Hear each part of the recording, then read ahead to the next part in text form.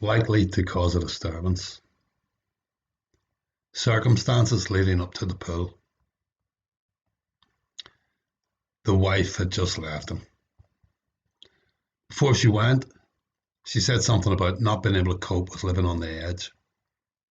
Well, Manus had become a loudmouthed, violent bully, so he couldn't really blame her, but it damn near pushed him over.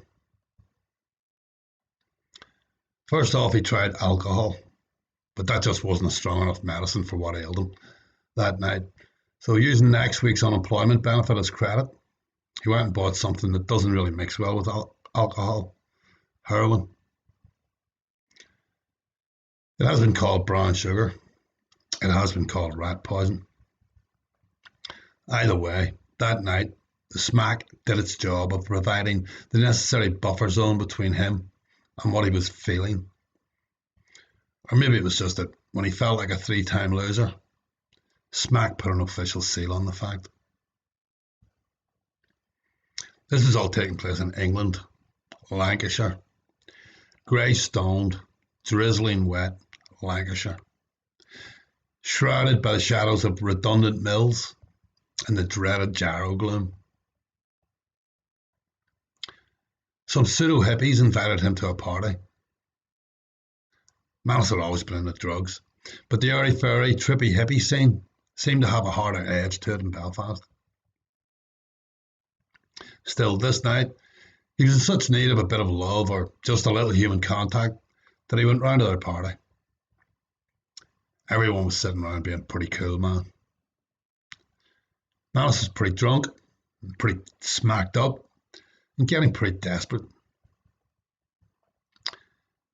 The next statement doesn't exactly help his case any, but then no one's pleading his innocence. Manus started calling the hippies names and was generally obnoxious until he managed to get himself thrown out.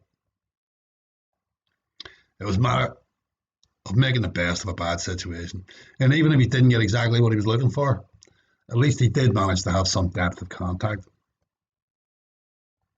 Anyway, cold and lonely and out on the street, he decided to call round on an old bed friend, Sue.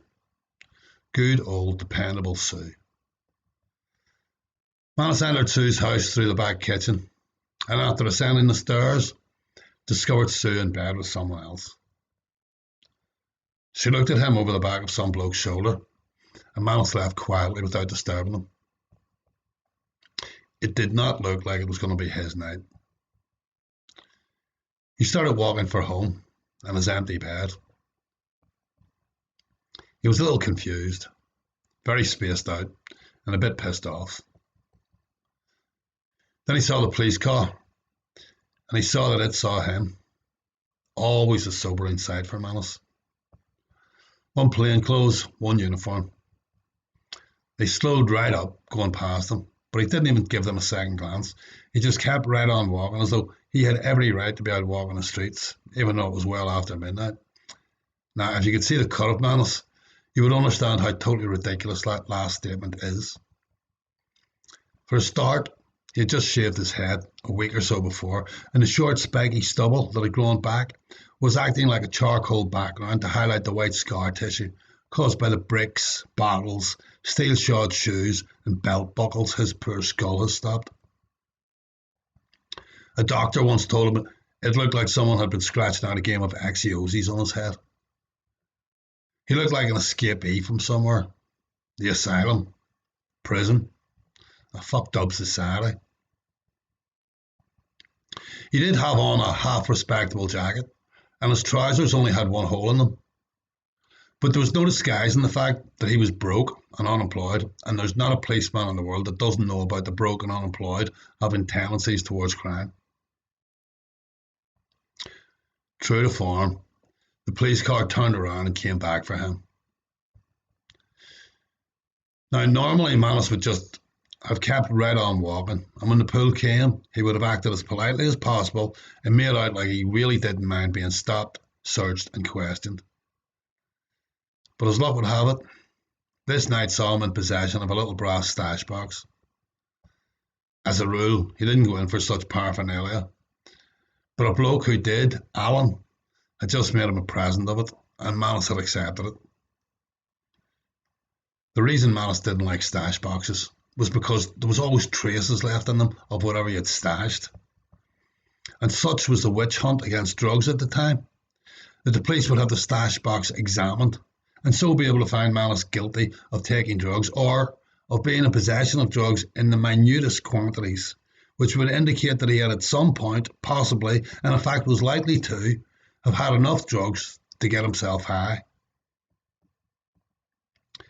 Manus had had all sorts. So he juked up this back entry and hid his little brass stash box underneath a bin where he might retrieve it the following day. Meanwhile, the car had stopped at the bottom of the entry. Plainclothes got out, while uniform speeded around to the top, thus blocking his exit at both exits. Manus took refuge in a gateway, leant up against the wall, and in the half light of dawn, not quite born yet, just stood there and waited.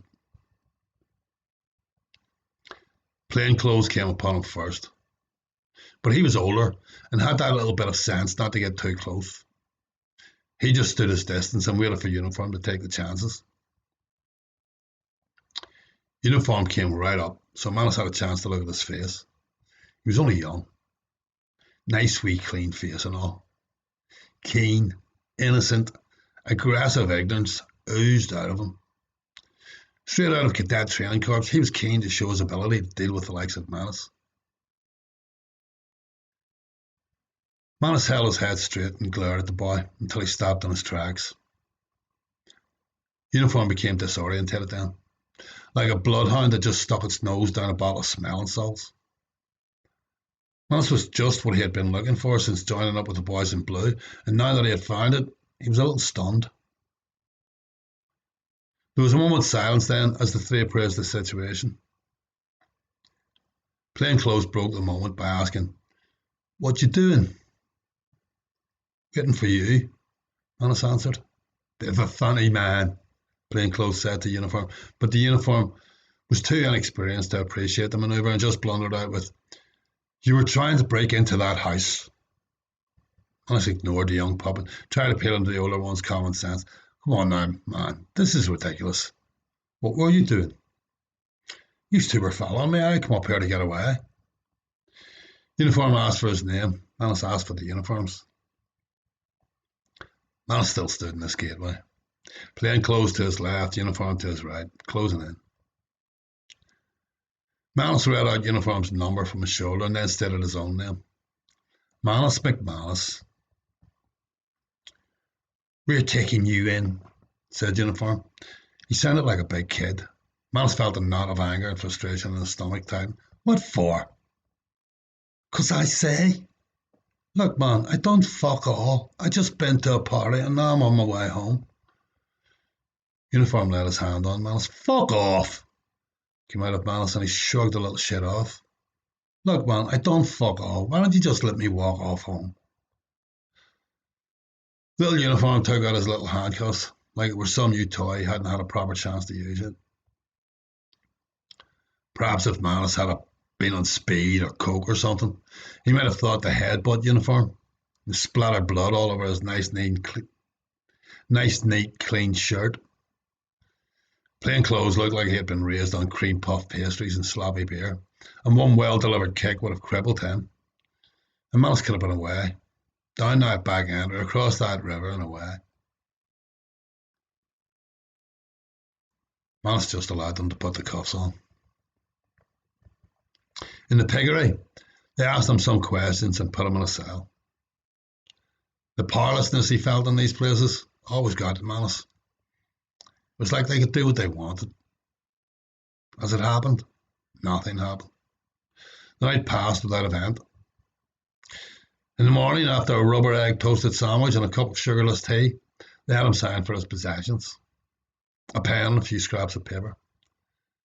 Then they let him go. They gave him a charge sheet saying when he had to appear in court.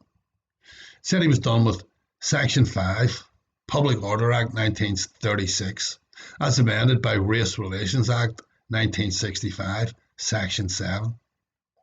It said Manus was using threatening words and behaviour which were likely to cause a disturbance. Alice figured he'd been born guilty.